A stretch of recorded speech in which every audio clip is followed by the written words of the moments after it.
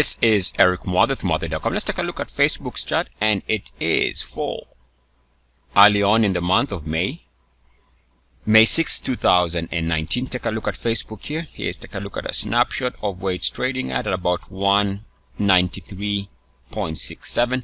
Just want to show you based on the monthly chart, and here I have all data monthly. A couple of things to consider is the current price breakout based on the previous confirmed all-time monthly closing high, and that is at 194.32, which goes back to this close right here. Failure to break out would be a bearish sign, so we can watch that number. And of course, if bulls are gonna take control, then we would want to see the market clear and hold above 194.32. Take a look at the RSI 61.8 level. I'll just draw a line like that, and again this line represents the level around RSI 61.8, and we can see that this has been where the market has been responding with a support there and a move higher. We bounced on the line here for the lows there, bounced on the line here for those lows. We would go on to break below those lows, which turned into a sell signal here.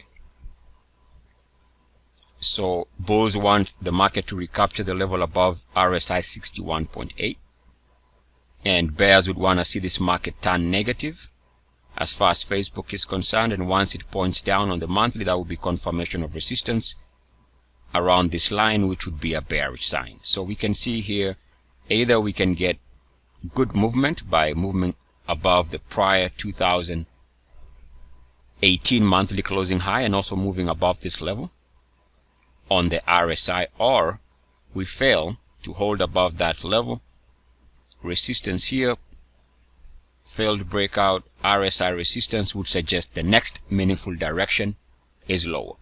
So by watching RSI and price, we can determine where the next major swing trade is gonna be trending towards. Eric Mother.com. As always, good luck, peace, and blessings. ESS.